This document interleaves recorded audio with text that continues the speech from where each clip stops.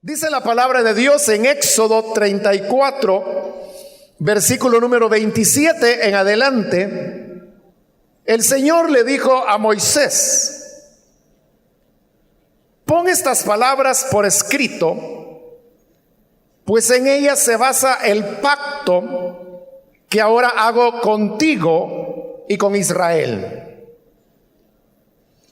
Y Moisés se quedó en el monte con el Señor 40 días y 40 noches, sin comer ni beber nada.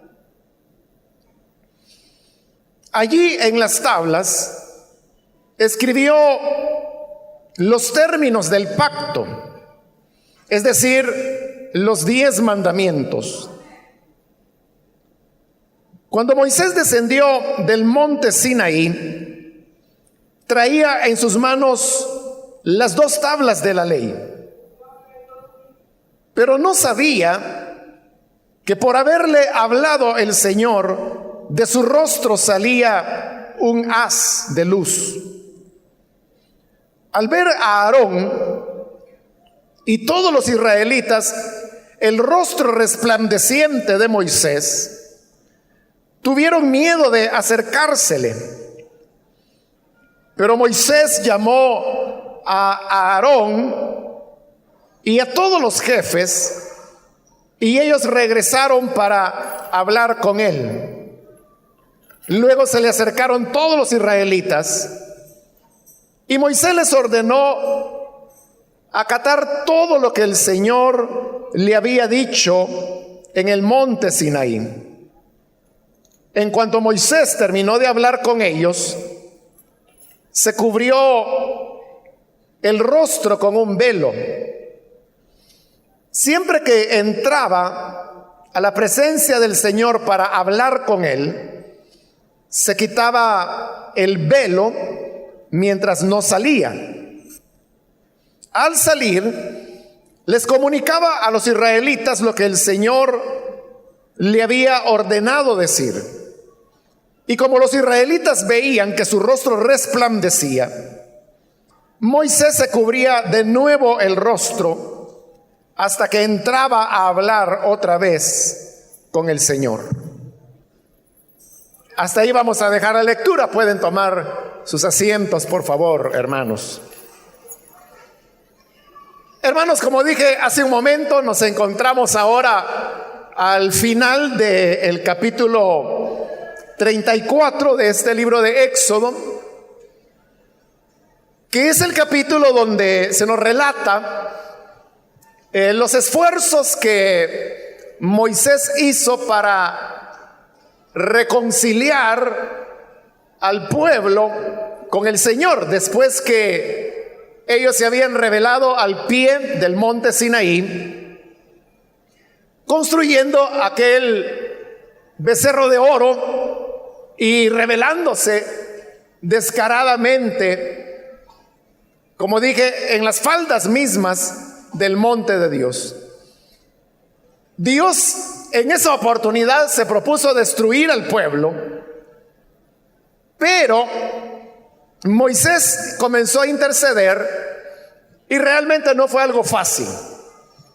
Hemos estudiado a lo largo de este capítulo que fue todo un proceso el que Moisés tuvo que seguir hasta que finalmente termina por lograr la aceptación de Dios.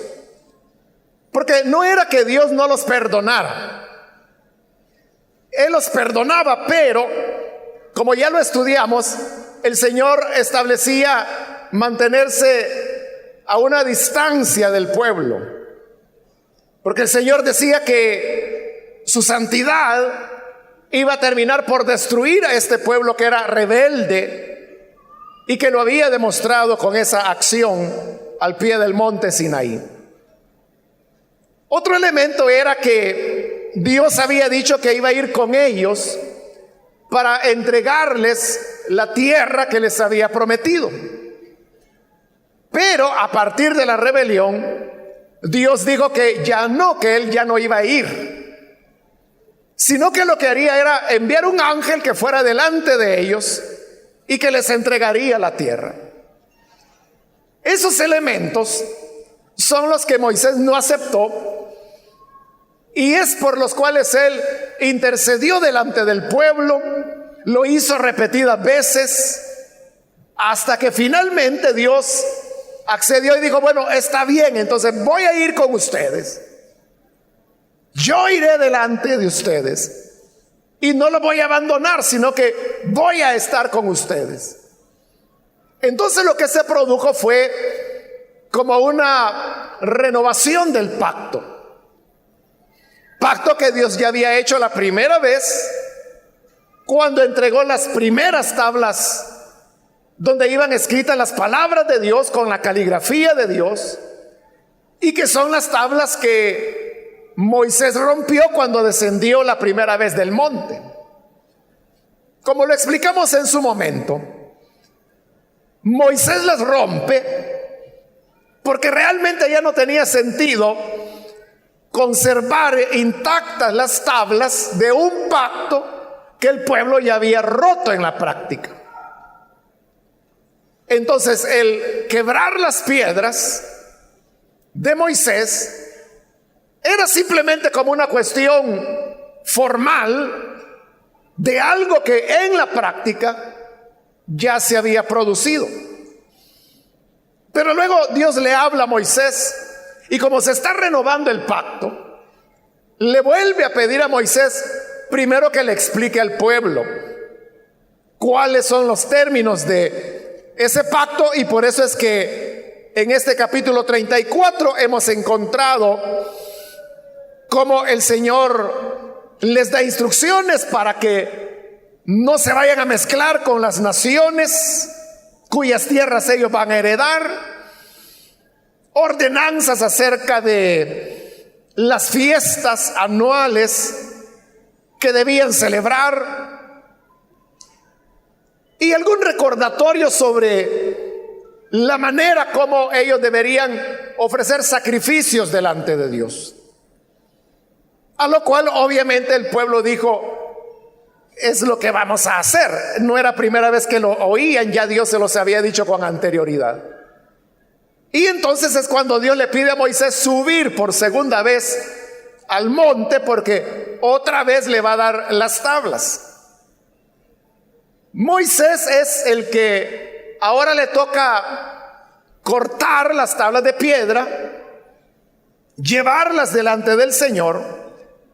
Pero Dios también le había dicho a Moisés que ahora era él quien tenía que escribir en las tablas de la ley. En las primeras, como lo dije hace un momento, fue Dios con su mano quien lo escribió. Pero estas segundas tablas es a Moisés a quien le corresponde. De eso leemos en el versículo 27, donde hoy iniciamos la lectura, y que nos dice: el Señor le dijo a Moisés: pon estas palabras por escrito, pues en ellas se basa el pacto que ahora hago contigo y con Israel. Ahí dice que tiene que escribir las palabras del pacto.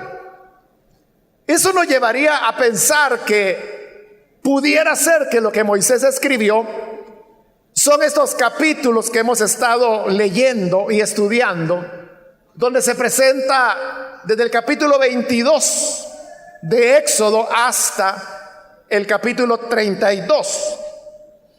No obstante, si usted ve el versículo 28, ahí dice: Moisés se quedó en el monte con el Señor 40 días y 40 noches, sin comer ni beber nada.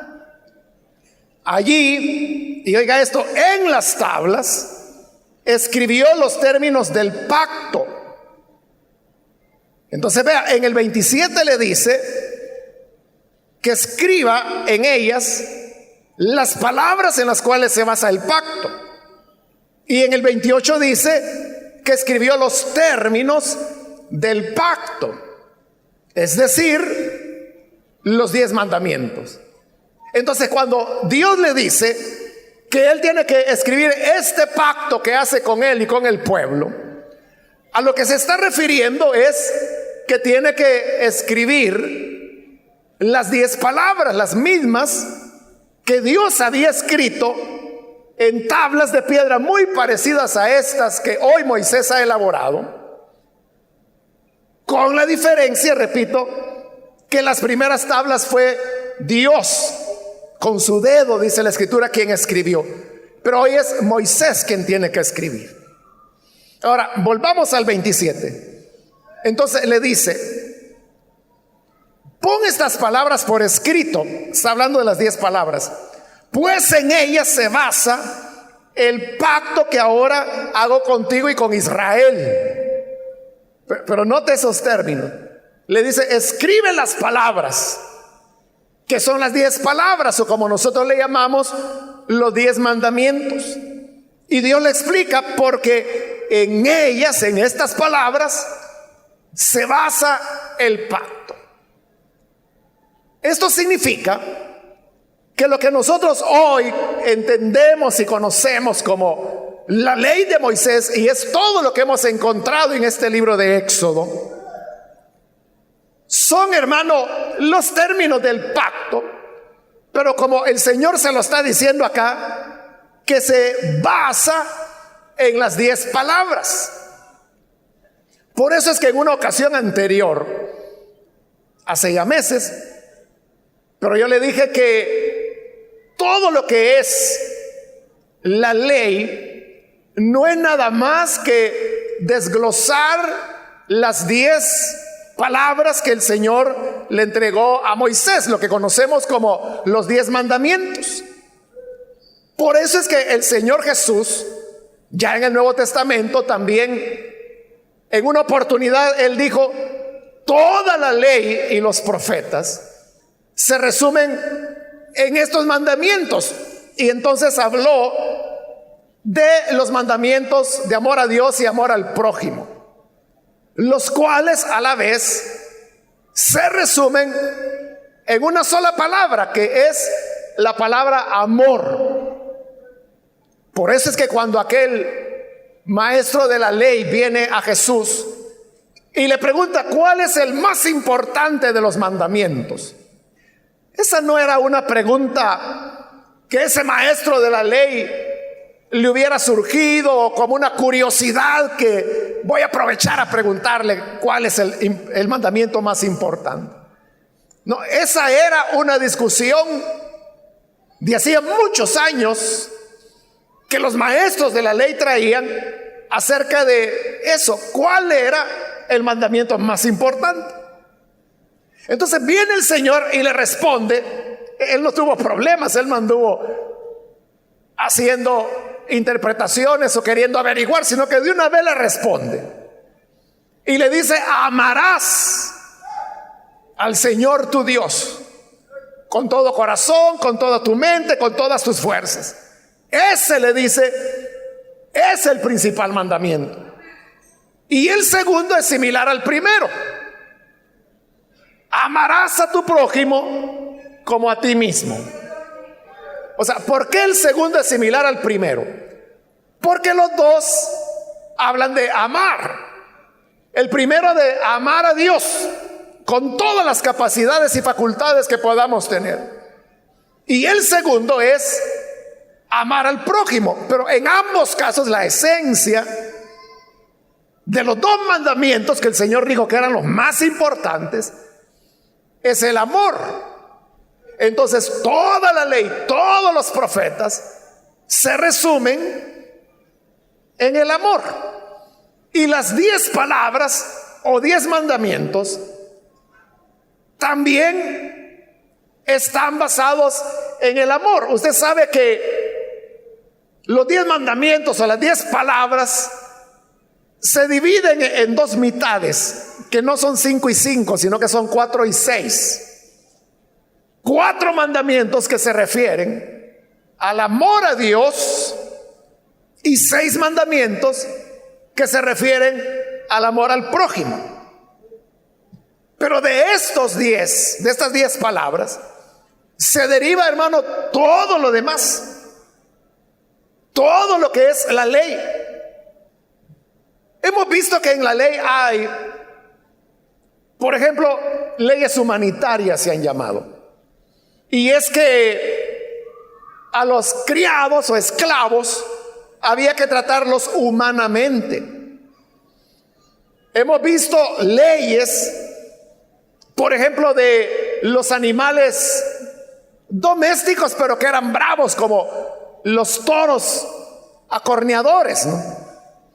Y que el propietario tenía la responsabilidad de mantener bajo resguardo estos toros, pero si no lo hacía y el toro atacaba a una persona y la hería, el responsable era el propietario del toro, porque él no había sido cuidadoso, es decir, no había tenido tanto amor hacia el prójimo como para tomar la medida de prudencia de resguardar al toro y que no hiciera daño a otras personas.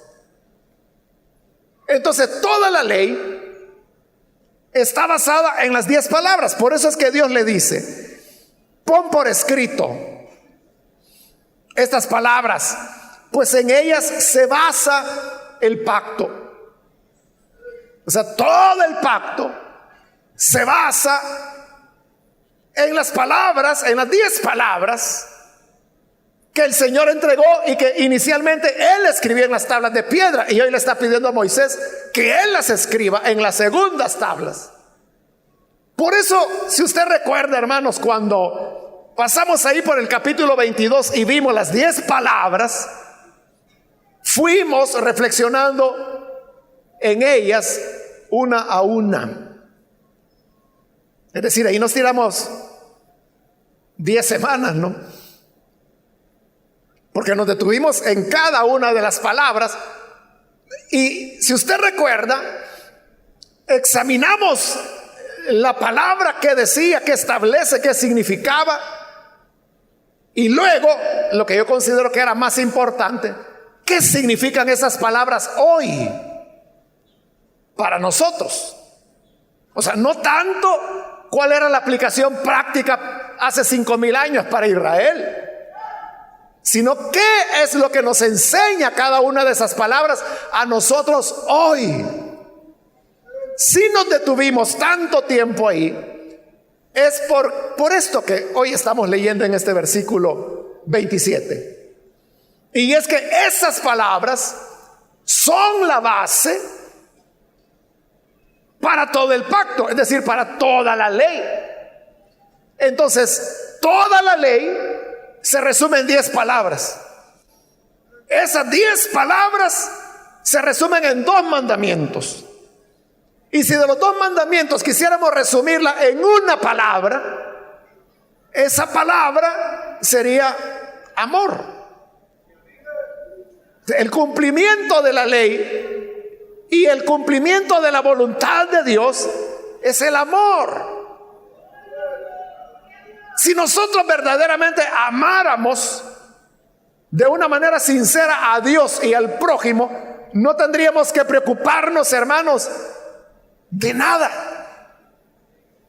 Usted sabe que hay gente ahí que a veces yo lo siento meros paranoicos, que toda la vida andan preguntando: hermano, ¿y será pecado esto? ¿Y será pecado lo otro? ¿Y será pecado aquí? ¿Y será pecado allá? Pero esa gente que anda así preguntándose: ¿será pecado o no será pecado? Si amaran, jamás harían esa pregunta. Porque el amor les indicaría lo correcto. Y ahí es donde vienen las palabras conocidas de Agustín de Hipona,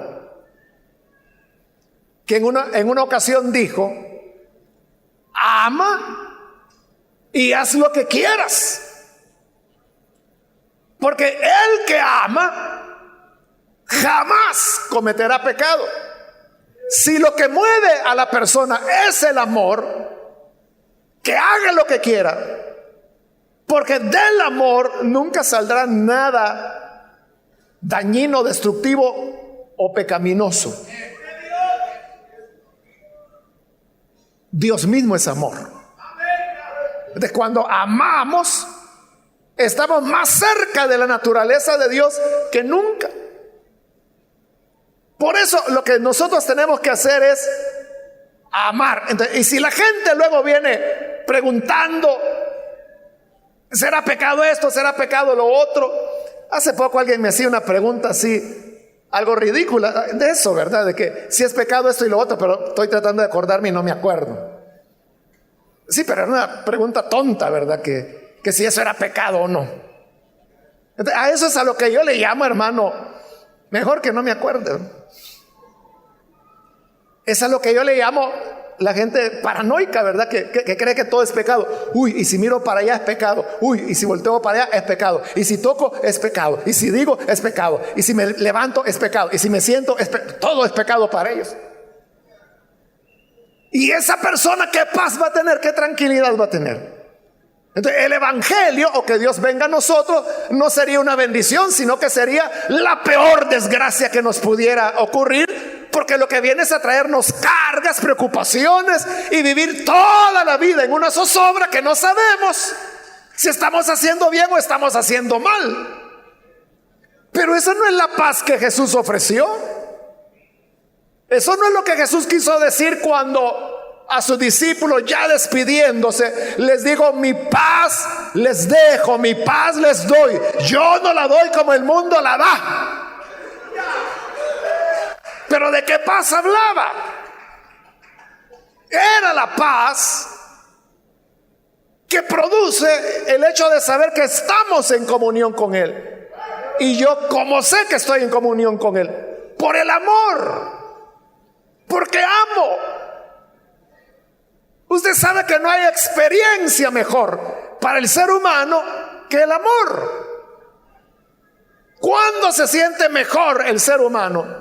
Que cuando ama, sea a su padre, a su madre, a la abuelita, a la esposa, al hijo, a la novia, al amigo, al hermano. ¿Qué sentimiento mejor que el amor puede haber? ¿Se le ocurre algo? Entonces, el amor es lo que el ser humano más anhela. Todo ser humano quiere las dos cosas: quiere amar, pero también quiere ser amado. Y eso no tiene nada de malo, es totalmente legítimo. No es egoísta que usted diga: es que yo lo que quisiera es alguien que me ame, alguien que se preocupe por mí. Eso no es egoísta. Y no Dios mismo quiere que lo amemos, pues. ¿O no fue el que dijo: ama al Señor tu Dios con todo tu corazón, con todas tus fuerzas, con toda tu mente, con toda tu alma? Es Dios pidiendo que se le ame. A eso me refiero cuando le digo que es muy legítimo. Pero ¿por qué el ser humano busca y anhela amar y ser amado? Porque es lo que más disfruta. Entonces, la santidad debería ser lo que mejor nosotros disfrutáramos, porque la santidad no es otra cosa que el amor. Lo cual significa entonces que la relación con Dios no está marcada por reglamentos o por normas. Al llegar a la iglesia tiene que hacer así, tiene que caminar poniendo el pie derecho adelante, sentarse. O sea, no es una cuestión de reglamento. Eso no tiene nada que ver con la santidad. La auténtica santidad es cuando logramos amar a Dios y al prójimo como a nosotros mismos. Ese está cumpliendo toda la ley y los profetas. Y además está cumpliendo con el evangelio de Cristo. Juan lo dice en sus cartas: les doy un nuevo mandamiento, que realmente no es nuevo, dice Juan, realmente es antiguo, es el mismo mandamiento antiguo, pero ahí les va. Amén. Amén. El mandamiento del amor. Ese es el cumplimiento del evangelio. Entonces se le pide a Moisés que escriba las 10 palabras, porque en esas palabras se va a derivar toda la ley. Ahora, si vamos al 28, Moisés se quedó en el monte, igual que la primera vez, sin comer ni beber nada, 40 días y 40 noches. Recuerde que la primera vez también Moisés estuvo 40 días y 40 noches, también sin comer ni beber nada. Él bajó y se encontró con lo que hemos visto en estos capítulos. ¿Cuánto pudo haber durado eso? 1 o 2 semanas quizá. Y luego vuelve a subir otros 40 días y 40 noches. Es decir, que casi fueron seguidas, ¿no? Las estancias en el monte, en la presencia de Dios, sin comer y sin beber. Allí dice, en las tablas escribió los términos del pacto, es decir, los 10 mandamientos. En el original lo que realmente dice es las 10 palabras. Y es la única vez en la Biblia que aparece la expresión las 10 palabras o 10 mandamientos, como es traducido en la Reina Valera, en la NBI, no sé en cuántas más. Es la única vez que se menciona así. Ahora, en el 29 termina Moisés, pasan los 40 días, las 40 noches. Esta vez no se rebelaron, esperaron a Moisés. Y en el 29 viene ya descendiendo Moisés. Vemos que viene solo, no como la primera vez que Josué se había quedado a mitad del camino y descienden juntos. Entonces dice el 29. Cuando Moisés descendió del monte Sinaí, traía en sus manos las 2 tablas de la ley, igual que la primera vez. Pero no sabía que por haberle hablado el Señor, de su rostro salía un haz de luz. Sumando las 2 visitas, digamos, al monte Sinaí, eran 80 días que Moisés había permanecido en la presencia de Dios. Esa presencia de Dios había producido un efecto físico en Moisés, y es que su rostro resplandecía. Moisés no se había dado cuenta, pero él baja, y cuando baja ve que su hermano Aarón sale corriendo, los ancianos salen corriendo, el pueblo de Israel sale huyendo. Y él dice, ¿qué será? ¿Por qué me tienen miedo? Él no sabía que su rostro resplandecía. Pero eso dice el versículo 30. Al ver a Aarón y todos los israelitas el rostro resplandeciente de Moisés, tuvieron miedo de acercársele. O sea, ¿por qué tenían miedo? Porque su rostro resplandecía. ¿Y qué con eso? Que ellos habían tenido ahí al pie del monte malas experiencias por su misma rebelión con la gloria de Dios. Habían visto la gloria de Dios, habían oído a Dios hablando, y aún así se rebelan. Pero por esa rebelión hay una matanza.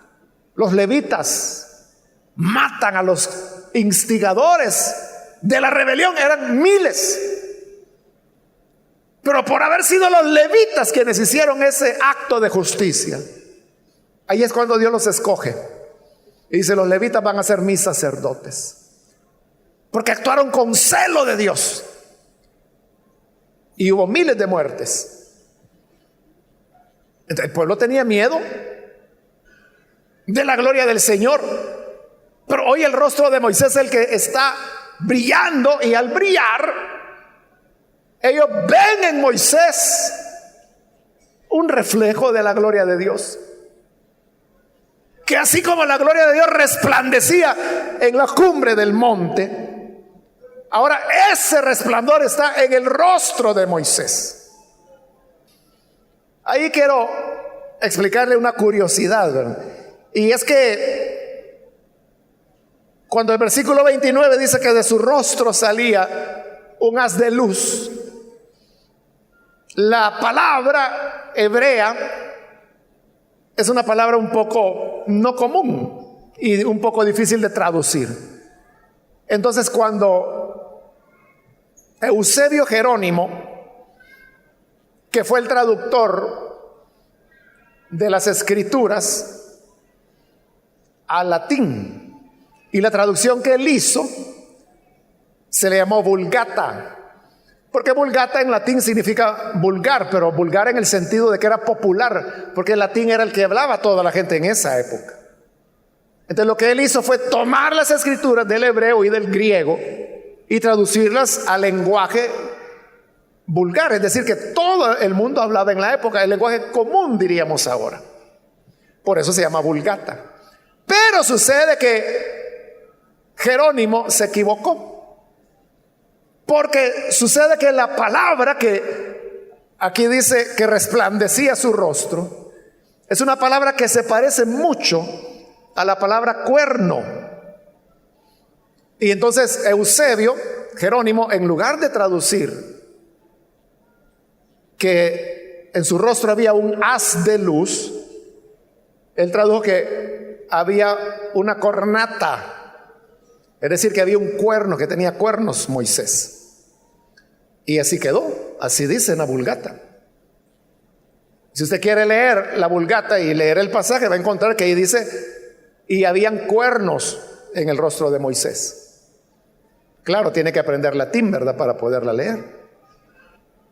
Pues sí, porque si la Vulgata está en latín, hay que aprender latín para leerla.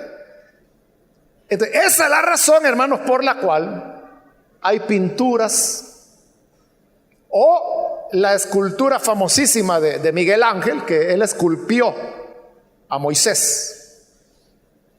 Y si usted ha visto en fotografías o ha tenido la oportunidad de ir a Italia y ver el Moisés de Miguel Ángel, tiene cuernos.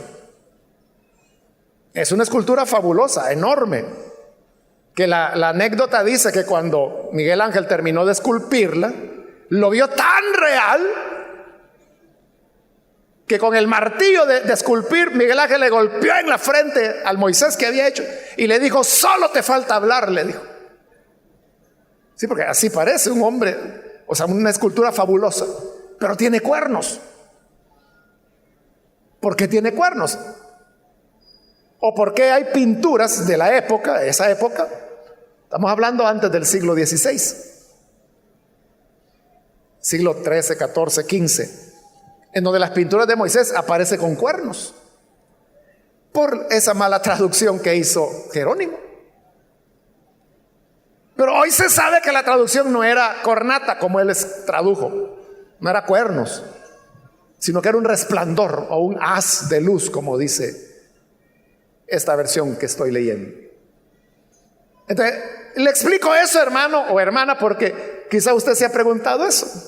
Yo me lo pregunté, fíjese, de niño, cuando vi fotografías del Moisés de Miguel Ángel, y decía: bueno, ¿y por qué lo hacen con cuernos? Y yo le pregunté a mi papá, él: mira, ¿y por qué, si Moisés era bueno, por qué tiene cuernos? Y él me dijo: es que el cuerno, me dijo, era símbolo de poder, entonces significa que Moisés era poderoso. No andaba tan perdido mi papá, pero no era esa la razón, sino que la razón era una mala traducción que hizo Jerónimo. Fue un genio, ¿no? O sea, él solito traducir las escrituras, ¿no? Y por eso es que la Vulgata fue la Biblia oficial, diríamos, de la Iglesia Católica por siglos. Bueno, hasta el siglo XX todavía seguían usando la Vulgata. Y luego pues ya vino un cambio cuando ya ellos dijeron: ya se puede utilizar la Biblia en el lenguaje de la gente, en nuestro caso en el español. Bien, pero el hecho es que brillaba el rostro de Moisés. Entonces, el punto es: ¿por qué brillaba? En cierta manera, ya se lo dije, es porque Moisés había permanecido en la presencia del Señor. ¿Y sabe qué es lo que ocurre? que cuando nosotros tenemos una relación con Dios, y fíjese que no necesariamente con Dios solamente, cuando nos relacionamos estrechamente con otra persona, vamos adquiriendo características de esa persona como esa persona de nosotros. Y a eso se debe, quizás usted lo ha escuchado o usted mismo lo ha dicho, que dice, bueno, yo veo a estas personas que son esposos y mientras más tiempo pasa, más veo que se parecen entre sí. Ya no parecen esposos, como que si fueran hermanos. Porque él va adquiriendo gestos de ella y ella va adquiriendo gestos de él, expresiones de él. Ya tienen una manera de hablar, de actuar, de conducta. Y no era así. Pero lo que pasa es que la convivencia, la comunión estrecha que hay entre ellos, que viven bajo un mismo techo, va influyendo el uno sobre el otro, de manera que la persona va siendo amoldada, diría yo, a su cónyuge. Y lo mismo, hermano, ocurre en el caso de Moisés. Llega con Dios y la contemplación de Dios, la visión de la santidad y la gloria del Señor comienza a transformarlo a él. Y esto que le estoy diciendo no es un invento mío, es lo que dice la Biblia. El apóstol Pablo, escribiendo a los Corintios, dice esto: nosotros, dice, viendo a cara descubierta la misma gloria del Señor, somos transformados de gloria en gloria en la misma imagen del Hijo de Dios. Ahí está claro, ¿no? Ahí está claro. Ahí está la explicación en la misma Biblia. Dice, nosotros mismos, viendo cara a cara la gloria del Señor, somos transformados de gloria en gloria en la misma imagen del Hijo de Dios. Es decir, al ver al Hijo de Dios, al ver su gloria, esa gloria nos transforma a nosotros en la imagen misma del Hijo de Dios. Entonces, Moisés no solamente está trayendo las tablas de la ley ahora, que era la palabra de Dios. Esa palabra ahora se manifiesta en su misma apariencia física. Entonces, ¿de qué estamos hablando? Estamos hablando que cuando tenemos una comunión estrecha con Dios, esa comunión nos transforma, nos cambia. ¿Y de qué manera nos cambia? Como Pablo lo dice, de gloria en gloria en la misma imagen del Hijo de Dios. Entonces, el ideal, hermanos, es que en la vida cristiana, en la medida que el tiempo va pasando, cada vez nosotros seamos más parecidos a Dios. Esa sería la verdadera madurez, el verdadero crecimiento espiritual. Que cuando la gente le ve, la gente dice, yo me imagino que Jesús era como este hermanito, mire, con la inocencia de esta hermanita, con la humildad de este hermanito, con el amor y la paciencia. Eso, que la gente descubra, vea en nosotros al Hijo de Dios. Esa sería la auténtica espiritualidad, la auténtica maduración cristiana. De tal manera que el anuncio que hagamos del Evangelio no solamente sea de palabras, o sea, porque de hablar hasta loras evangelizadoras hay, ¿verdad? Agarre una lora o una guara, ¿no? Y comienza a enseñarle, a repetir, Cristo te ama, o cree en Jesús, cree en Jesús. Y la lorita va a empezar a repetir. Entonces ya tiene una lora evangelizadora, que cualquiera que se le acerque le va a decir, cree en Jesús. Hablar cualquiera lo hace, hasta los pericos. Pero la cuestión es, ¿qué veo en ti? ¿Qué veo en ti? ¿Qué era lo que Aarón, el pueblo de Israel, vio en Moisés? Vieron la misma gloria de Dios, de manera que huyeron de él, porque dijeron: si acercarnos a la gloria de Dios nos mata, ver el rostro resplandeciente de Moisés nos va a matar. Y huyeron. Y Moisés tuvo que decirles: tranquilos, tranquilos, calma, regresen, vengan. Así dice el versículo 31. Moisés llamó a Aarón, que era su hermano, y a todos los jefes, y ellos regresaron para hablar con él. Vengan, le dijo. Y ellos se fueron acercando, pero con temor, con miedo. ¿Cómo reacciona la gente cuando usted, por qué lo llamaba Moisés? Porque quería hablarles la palabra de Dios. Cuando usted habla la palabra de Dios, ¿cómo reacciona la gente? Le dicen: loco, chiflada. O como con Moisés, tienen miedo. Y con respeto, y dice: ¿qué es lo que Dios dice? Dios dice esto. ¡Ah!, dice la gente. Pero ¿de dónde sale el respeto? Que ven en usted, ven la vida de Jesús reflejada en usted, en su conducta, en sus palabras, en su comportamiento, en sus actitudes. Ven el reflejo de Cristo. No le brilla el rostro a usted, pero sí puede reflejar la gloria de Dios. Entonces, el auténtico mensaje, hermanos, no solamente es el mensaje verbal, que le dije que hasta las guaras lo hacen, ¿verdad? El auténtico mensaje está en la conducta, en el actuar de las personas.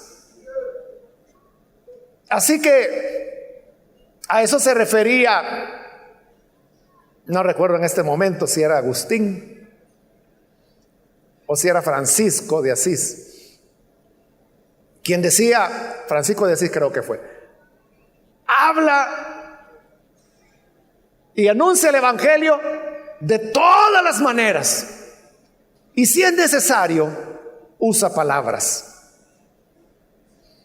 Mire qué poderoso ese mensaje. Porque cuando él dice anuncia el evangelio de todas las maneras, uno lo que piensa es tratados, predicar y las maneras tradicionales. Pero él dice: y si es necesario, usa las palabras. Entonces, si no estaba hablando de palabras, ¿de qué estaba hablando primero? Estaba hablando de anunciarlo con nuestros hechos, con nuestra cultura, nuestra manera de actuar, nuestro comportamiento. Eso es lo que va a llevar a la gente a creer. Y si es necesario, use las palabras también. Pero la idea es que no fuera necesario. Que no fuera necesario, sino que por el ver la gente creyera. ¿Cómo hacen los misioneros que están en países de acceso restringido? Principalmente ya en el Medio Oriente, donde no se puede hablar de Jesús, es delito, ¿no? Entonces, ¿cómo es que son misioneros si no pueden hablar de Cristo? Por la vida. Eso es todo. La conducta. No necesitan hablar porque con su vida están manifestando a Cristo, no lo pueden ocultar. Igual que Moisés no podía ocultar el brillo de su rostro. Y Moisés se acercaba y la gente salía corriendo. Se acercó a Aarón, salió corriendo. O sea, ¿cómo hacía con el brillo de su rostro? ¿A dónde lo metía?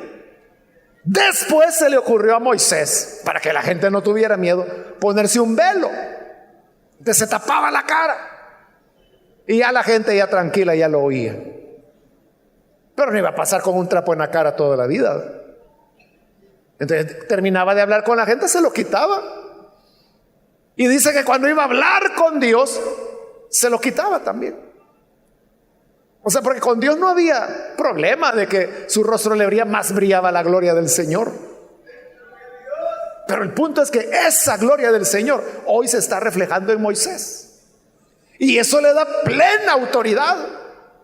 ¿Cómo no iban a escuchar a Moisés si el rostro le brillaba? De alguna manera todos somos hermanos portadores del mensaje.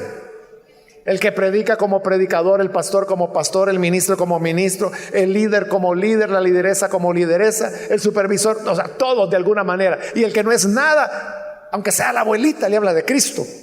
Entonces todos somos portadores del mensaje. Pero el punto es, las personas nos van a creer en la medida que reflejemos esa gloria del Señor. Esa es la base de la autoridad. Esa es la base de por qué la gente pone atención y escucha y toma en serio lo que se le dice. Pero lo que le dice aquella persona que refleja la gloria de Dios, como yo le he dicho otras tantas veces, ¿verdad? Que el incrédulo es incrédulo, pero no es tonto. Él sabe que una vida incoherente no puede ser. O sea, simplemente no le oyen. O como decía el poeta estadounidense Randolph Emerson, él dijo: lo que haces hace tanto ruido que no puedo oír lo que dices. ¿Lo entendió? O sea, lo que haces hace tanto ruido que no puedo oír lo que dices. O sea, yo puedo estar diciendo el discurso más lindo, pero si lo que hago es otra cosa, lo que hago produce tanto ruido que la gente no puede oírme mi lindo discurso.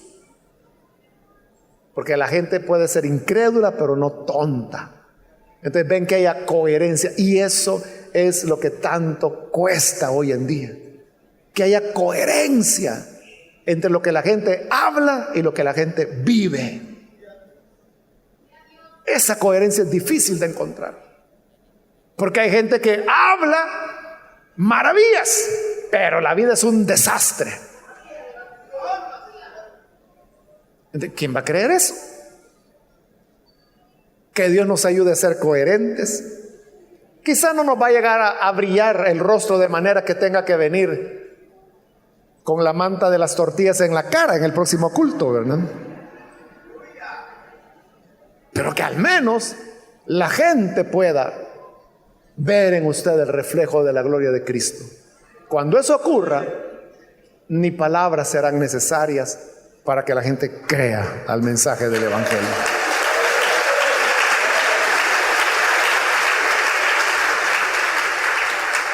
Vamos a orar, vamos a cerrar nuestros ojos.